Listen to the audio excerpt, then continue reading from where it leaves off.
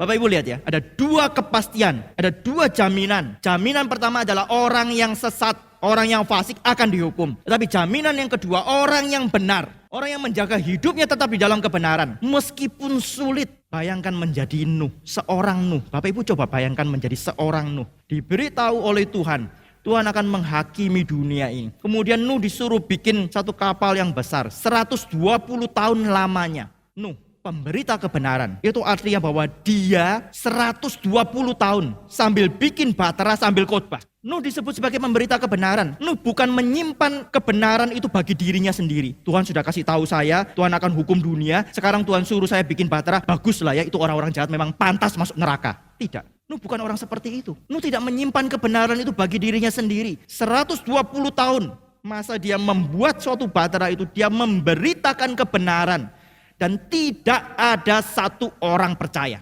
Lot dikatakan di sini, orang benar. Kita tahu Lot melakukan kesalahan besar. Dia meninggalkan Abraham. Padahal janji itu bagi Abraham. Kalau dia tetap bersama Abraham, Tuhan juga tetap berkati dia. Dia tinggalkan Abraham, itu kesalahan besar. Dia pilih lembah sungai Yordan, kota Sodom yang menarik bagi dia. Itu satu kesalahan yang lain lagi karena dia mengikuti keinginan matanya. Kemudian dia pertama tinggal di luar kota Sodom. Tapi kemudian dikatakan dia masuk ke kota Sodom. Dan yang terakhir dikatakan dia duduk di pintu gerbang Sodom. Artinya apa? Dia menjadi penatua kota Sodom. Dia menjadi salah satu pemimpin kota itu. Mungkin Lot adalah seorang yang punya hati misionaris, mungkin loh ya, mungkin. Kalau kita punya hati misionaris, itu positifnya. Negatifnya adalah mungkin savior syndrome. Kita menganggap diri kita adalah juru selamat. Saya mau pergi ke tempat itu, saya mau beritakan Injil di situ supaya mereka mendengarkan Injil, supaya mereka tahu kebenaran dan mereka bertobat. Kita tidak tahu Lot adalah yang mana, tapi yang jelas dia masuk ke kota Sodom. Kalau kita membaca dari awal, sangat mungkin motif pertamanya adalah supaya ternaknya dia itu bisa mendapatkan makanan yang cukup karena lembah sungai Yordan adalah tanah yang subur. Tapi kenapa Lot sampai akhirnya masuk ke kota itu, tinggal di situ, bahkan menjadi penatua kota itu kalau dia adalah orang benar? Ini menjadi satu pertanyaan besar bagi kita. Apakah betul motifnya semata-mata adalah hartanya, miliknya saja? Kalau seperti itu, kita mungkin meragukan bagaimana dia adalah orang yang percaya, bagaimana dia adalah orang yang benar. Maka mungkin ada motif yang lain yang ingin Lot lakukan. Dia masuk ke situ, dia adalah seorang yang mengerti kebenaran. Di sini dikatakan bahwa dia adalah orang benar, righteous man. Hidup di tengah-tengah kota yang demikian jahat. Berapa lama? Mungkin 20 tahun lebih. Karena dikatakan bahwa ketika dia masuk, belum disebut bahwa dia punya anak. Kemudian nanti setelah di situ anaknya sudah hampir menikah. Dan kemudian dia harus keluar dari kota Sodom. Dan seluruh kota Sodom itu dihancurkan. Bapak Ibu coba bayangkan, hidup sekian lama di tengah-tengah orang yang begitu jahat. Maka Petrus di sini mengatakan setiap hari hatinya itu terus-menerus disiksa. Terus-menerus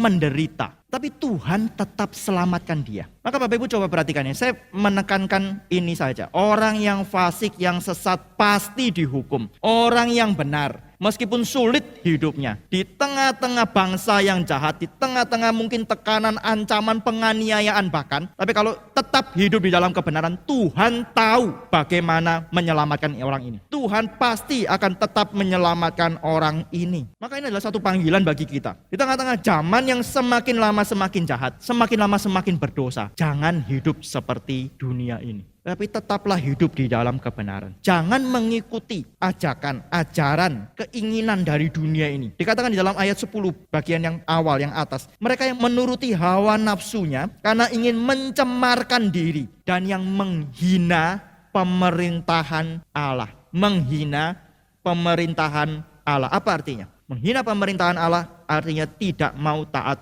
kepada Allah. Allah menginginkan kita untuk hidup benar, tapi kita lebih pilih hidup dengan cara kita sendiri, dengan cara dunia. Itu menghina pemerintahan Allah. Seakan-akan Allah itu ketika kita melawan dia, maka dia tidak akan menghukum kita. Ketika kita melawan dia, maka kita tidak akan menghadapi apapun juga. Itu namanya menghina. Kalau kita tahu Allah akan menghukum setiap kejahatan, mana berani kita hidup semau-mau kita? Gak berani. Ketika kita berani berdosa, apa yang ada di dalam hati kita sebenarnya? Kita menghina pemerintahan Allah dan itu pasti akan dihukum. Ini ayat 4 sampai 10 yang A. Yang kita bisa melihat ada satu jaminan. Orang yang fasik, orang yang sesat akan dihukum, tapi ada jaminan yang lain, yaitu orang yang benar itu akan diselamatkan meskipun orang itu mungkin akan punya pergumulan besar di dalam hidupnya.